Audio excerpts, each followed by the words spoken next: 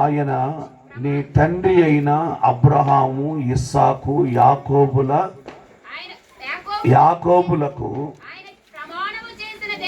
ఆయన ప్రమాణము చేసిన దేశములో మీరు నివసించున్నట్లు యెహోవాయే నీ ప్రాణమునకును దీర్ఘాయుష్నకును మూలమై ఉన్నాడు.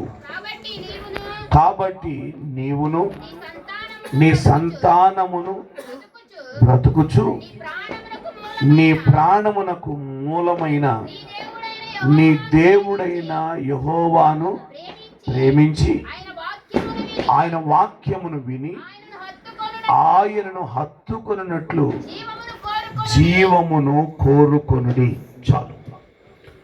ప్రభునందు ప్రేర మనం ఈరోజు అభిషేక్ ప్రజ్వల్ బర్త్డే సందర్భంగా మనం అందరం ఇక్కడ చేరి ఉన్నాం. బైబిల్ గ్రంథంలో పుట్టుకలు ఎన్నో ఉన్నాయి, కానీ పుట్టినరోజు చేసుకుంది మాత్రం ఇద్దరే. బర్త్డే జరుపుకుంది మాత్రం ఇద్దరే. కానీ పుట్టిన దినాన్ని గూర్చి దేవుని స్తుతించినటువంటి భక్తులు ఉన్నారు బైబిల్ గ్రంథంలో. బర్త్డే జరుపుకున్నట్టు కనపడకపోయినా బర్త్డేని గూర్చి లేక పుట్టిన దినాన్ని గూర్చి ఎంతగానో దేవుణ్ణి స్తుతించిన వారు ఉన్నారు.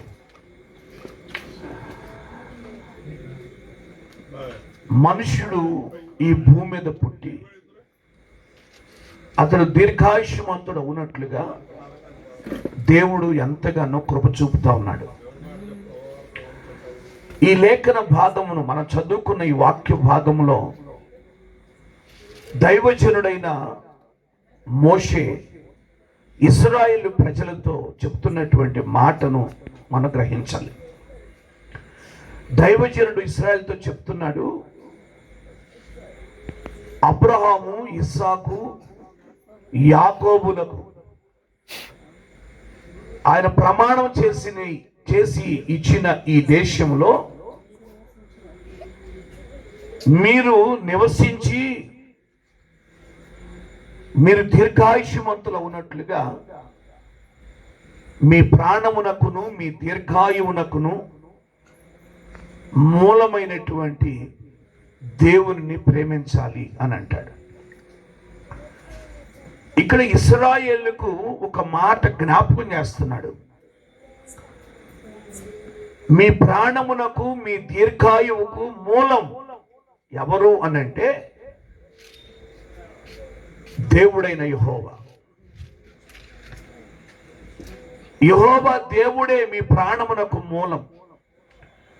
యెహోవా దేవుడే, యేసుక్రీస్తు ప్రభుల వారే మీ దీర్ఘాయువునకు మూలం.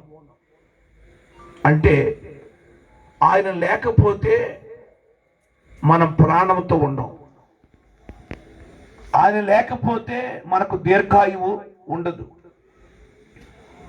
అందుకే జ్ఞాని రాస్తాడు, నా వలన నీకు దీర్ఘాయువు కలుగును, నీవు జీవించు సంవత్సరములు అధికములగును అన్నాడు. దేవుని వలనే మనకు దీర్ఘాయువు కలుగుతుంది. మనం జీవించే సంవత్సరములు అవ్వాలి అనంటే, మనం దీర్ఘాయుష్మంతులం అవ్వాలి అనంటే అది దేవుడు అనుగ్రహిస్తేనే అవుతాం. కనుక మన దీర్ఘాయువునకు మూలము ఆయన. అందుకే 65వ కీర్తనలో 11వ వచనంలో కీర్తనకారుడు చెప్పాడు, సంవత్సరమును నీ దయా కిరీటం ధరింపచేసి ఉన్నావు అని అంటాడు. దయా కిరీటం నాకు ధరింపచేసావు. సంవత్సరం అనేది ఒక దయా కిరీటం. దేవుడు లేకుండా మనకు ప్రాణం లేదు, దేవుడు లేకుండా మనకు దీర్ఘాయువు కూడా లేదు. మనము ఊపిరి కలిగి ఉన్నాము అని అంటే దేవుడే దానికి కారణం. మనము ఒక సునికి మనం ప్రవేశిస్తున్నాము మన ఆయుష్ పెరుగుతుంది అని అంటే, మన వయస్సు పెరుగుతుంది అని అంటే దానికి మూలం దేవుడే. మనం ఆరాధిస్తున్న దేవుడు మన ప్రాణమునకు, మన దీర్ఘాయువునకు మూలమై ఉన్నాడు. కనుక మనము ఎంతైనా ఆయనను స్తుతించాలి, ఆయన గణపరచాలి. 71వ కీర్తన 71వ కీర్తన చదవండి 5వ వచనం నుండి. నా ప్రభువా యెహోవా, నా నిరీక్షణాస్పదము నీవే, బాల్యము నుండి నా ఆశ్రయము నీవే. నేను గర్భవాసిననేది మొదలుకొని నీవే నాకు ప్రాపకుడువై ఉంటివి. నా తల్లి గర్భము నుండి నన్ను ఉద్భవింప చేసిన వాడవు నీవే. నిన్ను గూర్చి నేను నిత్యము స్తుతిగానము చేస్తాను అని అంటాడు. ఏం చేస్తాడంట చూడండి. ఆయన ముందు చెప్పాడు, నా తల్లి గర్భములో నన్ను ఉద్భవింప చేసిన వాడవు నీవే, నన్ను నిర్మించిన వాడవు నీవే. నన్ను నిర్మించావు గనుక, నన్ను పుట్టించావు గనుక నేను నిత్యము నీకేం చేస్తాను, స్తుతిగానం చేస్తానంటాడు. పుట్టించినందుకు స్తుతిస్తాడంట దేవుణ్ణి. కాబట్టి పుట్టించినందుకు ఏం చేయాలి, స్తుతించాలి. మనను పుట్టించినందుకు మన దేవుణ్ణి స్తుతించాలి. నీవు నన్ను ఈ భూమి మీద పుట్టించావు. అసలు మన పుట్టుకను జ్ఞాపకం చేసుకుంటే అండి, పుట్టుకను గురించి 139వ కీర్తన చదవండి ఒకసారి. 13వ వచనం నుండి 139వ కీర్తన 13వ వచనం నుండి. నా అంతరింద్రియములను నీవే కలుగజేసితివి. నా తల్లి గర్భమందు నన్ను నిర్మించిన వాడవు నీవే. నీవు నన్ను కలుగు చేసిన విధము చూడగా భయమును ఆశ్చర్యమును నాకు పుట్టుచున్నది. అందును బట్టి నేను నీకు కృతజ్ఞతాస్తుతులు చెల్లించుచున్నానంటాడు. అండి,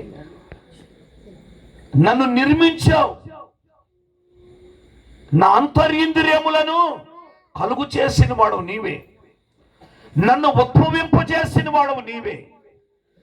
నీవు నన్ను కలుగు చేసిన విధము చూస్తే, అంటే నన్ను పుట్టించిన విధం నేను చూస్తే నాకు భయమును ఆశ్చర్యం కలుగుతుంది.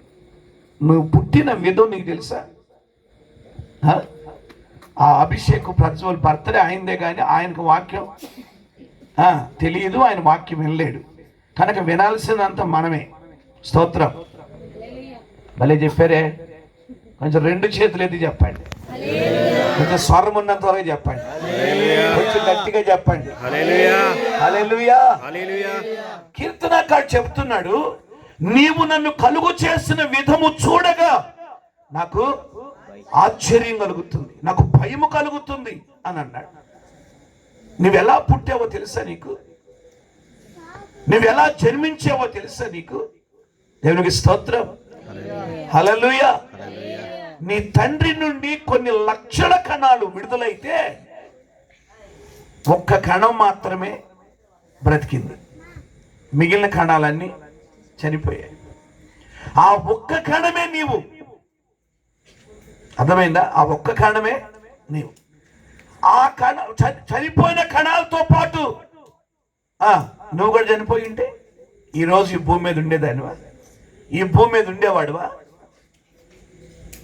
అందుకే కీర్తనకారుడు అంటాడు, నీవు నన్ను కలుగు చేసిన విధము చూడగా నాకు భయము ఆశ్చర్యం కలుగుతుంది అని అంటాడు. తర్వాత అంటాడు, కొంచెం చదవండి కిందకి. అందును బట్టి నేను నీకు కృతజ్ఞతాస్తుతులు చెల్లిస్తాను. నీ కార్యములు ఆశ్చర్యములు, ఆ సంగతి నాకు బాగుగా తెలిసి ఉన్నది. నేను రహస్యమందు పుట్టిన నాడు భూమి యొక్క అగాధ స్థలములలో విచిత్రముగా నిర్మించబడినాడు. నాకు కలిగిన ఎముకలను నీకు మరుగై ఉండలేదు. నేను పిండమునై ఉండగా నీ కన్నులు నన్ను చూశాయి.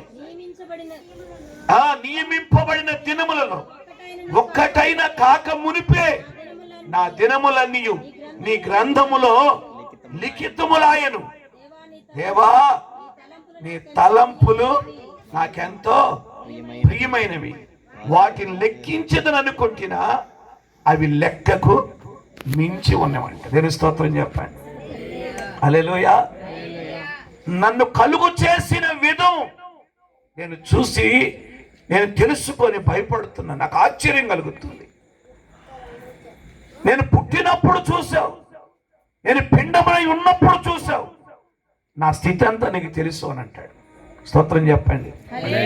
రెండు చేతులు ఎత్తి చెప్పండి హల్లెలూయా. నన్ను చూచువాడా, నిత్యం కాచువాడా, నన్ను చూచువాడా,